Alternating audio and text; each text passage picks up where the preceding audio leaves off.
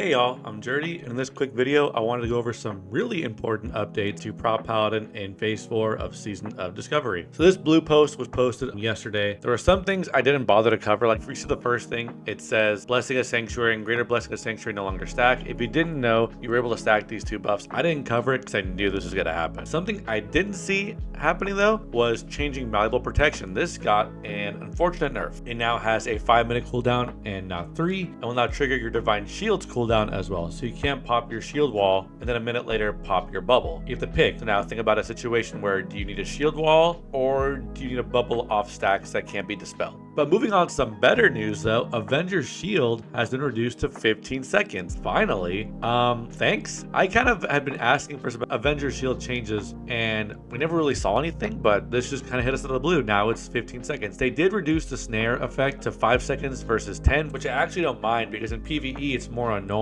than helpful. Next, I want to talk about this weapon right here, the Jawbreaker. This is a 1.3 speed weapon. It was 1.6 in Classic, but it got changed to 1.3 and not a lot of people picked up on that. I got this actually. It drops off more Greyhoof, the summoned 0.5 boss in Elbers. And if you pair this with Purifying Power and your Blaze Fury Medallion, your Art of War procs feel insane. I once casted Exorcism and then only had a 1-second cooldown on Exorcism afterward. I tried this in raids and it surprisingly didn't feel better than running Hammer of the Righteous, but I'm thinking it's because with Sheath of Light you gain more spell power than you do with Malleable protection, so I still want to try this out if I were to go to like a Ret sword and board tanking and see how that feels running Sheath of Light instead of running Malleable protection. This is something I would look into trying to get though, because of its 1% crit and 2 agility. Blizzard finally released what the heat levels kind of mean the day before the raids are out. So Sweltering Heat level 1, the easiest of the 3 modes designed to be approachable by most groups. Sweltering Heat is for those visiting the Molten Core who are less prepared to handle the heat, fewer consumes, fewer fire resist buffs, etc. So probably really no fire resist needed for this.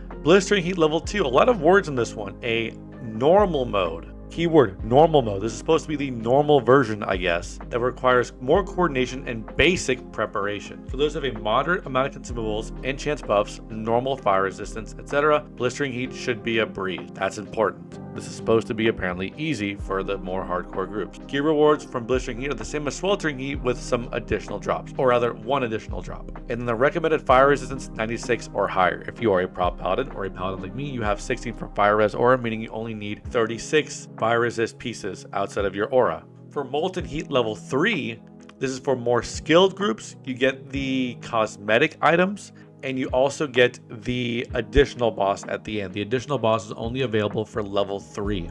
Required 226 fire resistance or higher. Interesting on that part, right? That's a significant jump from 96 from level 2. This is important right here as well.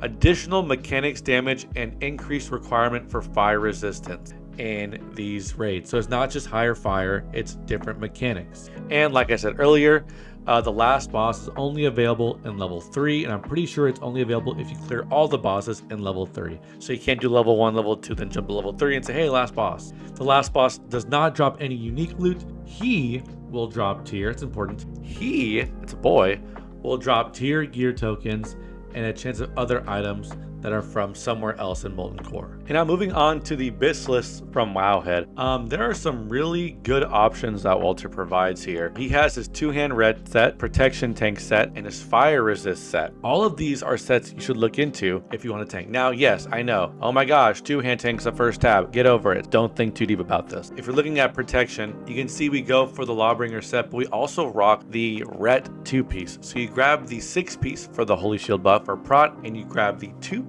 for the Judgment buff. Implacable Blackguard is inarguably, in my opinion, our Bis. 51 DPS, 1.4 speed, 9 stamina, plus 13 defense. Yeah, for deep Prot, a Holy Shield users, inarguable Bis weapon right here. Implacable Blackguard is obtained through crafting. So the original weapon, Blackguard, or is it Blackguard or Blackguard? I don't know. Is made through swordsmiths, but it is a BOE crafted item. You take that sword, plus 20 of the Fireland Ember tokens from the dailies from Thorium Point, and 2 lava cores from Molten Core, and then you take that currency and you go to the Grim Guzzler and talk to the Thorium Brotherhood vendor and buy it there. And for the fire resist set, I can't say for certainty that this is the set you're going to rock because we don't know how serious Blizzard is with those heat level recommendations. But if it is serious, then getting the tempered dark iron bracers and the tempered dark iron boots, both of which are exactly like how you get Implacable Blackguard. You have to get the regular dark iron boots and the regular dark iron bracers and then exchange them for Fireland Embers and cores from Molten Core from the vendor in the Grim Guzzler. And then with the two-hand Retribution tank set, I don't know again how serious those heat levels are, but based off what I read from Blizzard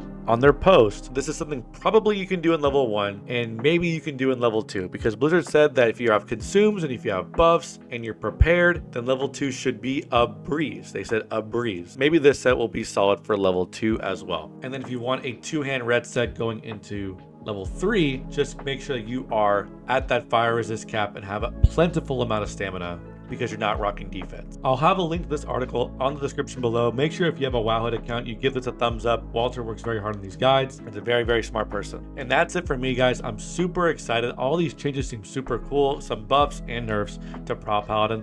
Let me know what you think about all these changes with the raids, with our gear, with Avengers Shield down in the comments below. A quick update for me, I'm going to try and work on something really personal and important to me tomorrow morning and have that released to y'all next week. Speaking of next week, I'm going to be on vacation. I'm going out to Los Angeles with my girlfriend. And also after that though, I will be returning back to my job. If you don't know, I am a teacher. I'm a band director for middle schoolers. So once I get back into the grind of doing that, you won't see as much frequent content from me on this channel. I'm not done, but I'm going to try and make it at least where I get one video out a week for y'all, at least. I do apologize for anybody hoping for my tank tips for dungeons guides. I just don't have time to do it, and by the time I get to do it, I think it'll be too late. Maybe not, but we'll maybe see about that one. I appreciate all the support and growth from this channel. The goal is genuinely to start making some money here, because I kind of need it. So if I can make some money here on YouTube and Twitch, that would be phenomenal for me, because I love doing this and I think it's very, very fun, just like I love teaching. And as always, thanks for stopping by, thanks for saying hi, and I'll see y'all in the next video.